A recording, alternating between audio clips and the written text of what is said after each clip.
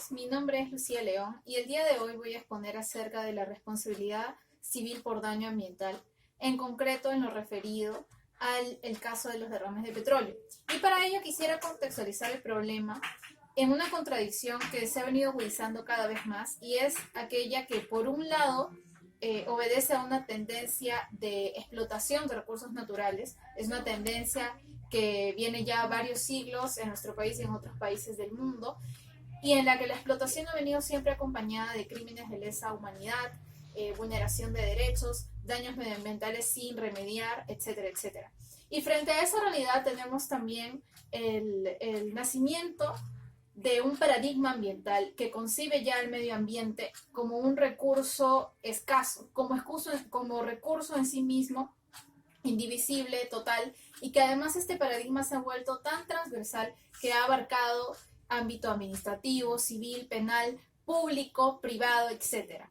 Entonces, es este paradigma ambiental el que ha alcanzado también a la responsabilidad que tradicionalmente conocemos la responsabilidad civil. Pero la misma situación del medio ambiente implica o supone también ciertos desafíos teóricos de cara a la responsabilidad tradicionalmente entendida. ¿Por qué? Porque generalmente se ha entendido a la responsabilidad desde una concepción de igualdades aproximadas. Esto es las partes, la parte que daña y la parte que tiene derecho a una compensación, se ven o se entienden de una manera equitativa, aproximadamente, ¿no? En cambio, el desafío ambiental que plantea derechos difusos, porque estamos hablando de una colectividad, plantea un alcance transgeneracional, tanto del daño como también pudiera ser de los derechos, porque estamos hablando también del daño que alcanza generaciones futuras. Estamos hablando de derechos que no únicamente son patrimoniales, estamos hablando de pluralidad de agentes contaminantes, y eso además implica que haya una dificultad para identificar cuál sería la empresa, persona, etcétera, a la que atribuiríamos responsabilidad. ¿Por qué? Porque a veces el agente contaminante o lo que fuera se distancia mucho en lugar y en tiempo de lo que podemos ver de los efectos. Y eso hace aún más difícil encontrar o hallar un responsable, o difícil probar, o lo que fuera, ¿no? Eh, a estos desafíos teóricos o propios de lo que es el daño al medio ambiente, tenemos que añadir también el desafío que ha puesto en crisis al medio ambiente, que es el poder que cada vez más va teniendo las empresas, ¿no? Que han supuesto socavar de una u otra manera el propio Estado de Derecho y el gobierno, porque el gobierno o el Estado no ha tenido tanto poder para hacerle frente a la situación en la que ciertas empresas o compañías extractivistas lo han puesto. Incluso mucha normativa, el tema de los PAM o los PAC, etcétera, a veces ha obedecido a la agenda que las propias empresas han puesto al Estado o a la agenda política, a la agenda pública.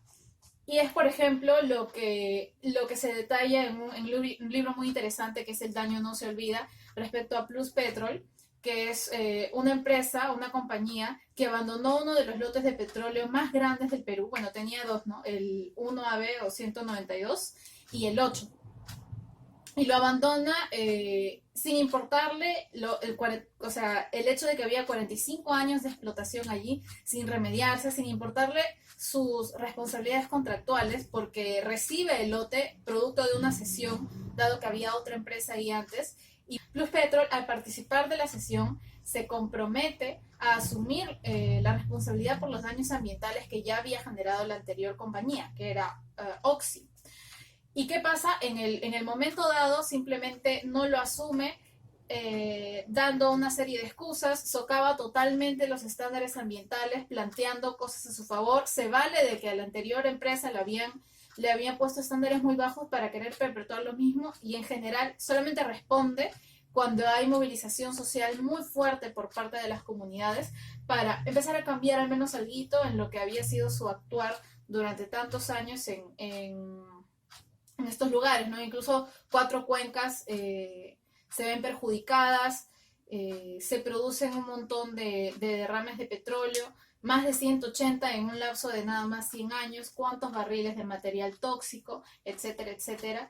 porque el Estado no había tenido capacidad de mitigar eso y porque la empresa no tuvo la conciencia ambiental debida y además no respetó la normativa vigente. Eh, Además, ¿cuál fue la perspectiva de Pluspetrol? Señaló que el 90% de los derrames se debían a actos de vandalismo. O sea, en ningún momento asume su responsabilidad. Primero desvinculándose de su responsabilidad contractual y luego además también de la responsabilidad extracontractual que tenía. ¿Por qué? Porque hay que evaluar también qué tipo de sistema de atribución o qué tipo de sistema de responsabilidad hay en la legislación ambiental. Por un lado tenemos lo que es el sistema subjetivo, que en pocas palabras en realidad está vinculado a la culpa, y el sistema objetivo, que en pocas palabras está vinculado al riesgo. Esto es, no necesariamente el actuar de la compañía o de la persona tiene que haber sido de poca diligencia, sino que simplemente asume el riesgo por la actividad que está haciendo, que en sí es riesgosa y de la que está percibiendo un beneficio. Y, oh sorpresa, la legislación ambiental en realidad asume lo que es el sistema objetivo, y el sistema subjetivo es en realidad solamente residual en los casos no considerados o no contemplados en el artículo 144 de la Ley General del Ambiente. Otra cosa que no reconoció, que no consideró Pluspetrol, es la naturaleza de la responsabilidad ambiental en cuanto al tiempo, al momento, ¿no? O sea, la responsabilidad solamente es ex ante o también, solamente es ex post o también puede ser ex ante. Frente a esto, algunos teóricos de la responsabilidad han señalado que si bien es cierto hay un deber de reparar, esa es una obligación secundaria, porque tenemos una obligación primaria que es evitar, o sea, lo que también se ha llamado deber de no dañar, y algo que, bueno, los filósofos de la responsabilidad también han defendido, en el sentido de que no es la antijuricidad lo que caracteriza o lo que da forma o el presupuesto de la responsabilidad, sino es este deber de no dañar, que es previo y que supone asumir cierta actividad de prevención, ¿no?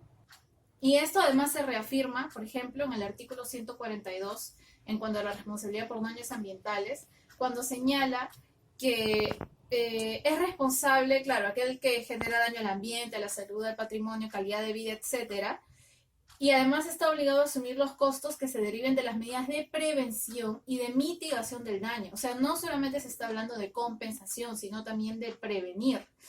Y hay que tener en cuenta también los principios que están en la Ley General del Ambiente, como puede ser la responsabilidad ambiental, que bueno, es transversal al tema que estamos tocando, ¿no? La internalización de costos, que pone en primer lugar y en lugar central el tema del riesgo.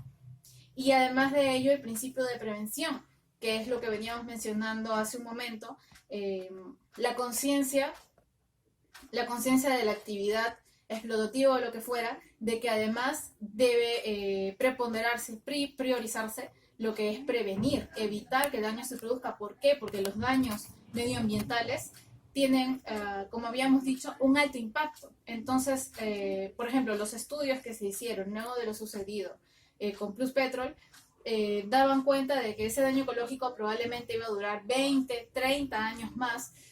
Instituciones no solamente del Estado, sino también consultoras externas, viendo realmente cómo esa tierra o esa agua, incluso la salud de las comunidades, que en su sangre habían minerales tóxicos más allá del límite permitido, etcétera, etcétera, dan cuenta de cómo el principio de prevención no significó nada y el de reparación tampoco, porque Pluspetrol prefirió enterrar la contaminación, o sea, enterrar el petróleo de los derrames antes que remediar eso. Pluspetrol prefirió dejar en la zona donde estaba suelto de área, me parece que le denominan a esto, sabiendo que esas áreas habían sufrido un gran daño ambiental, y prefirió simplemente dejarlas, ¿no? Y en su plan de cese igual.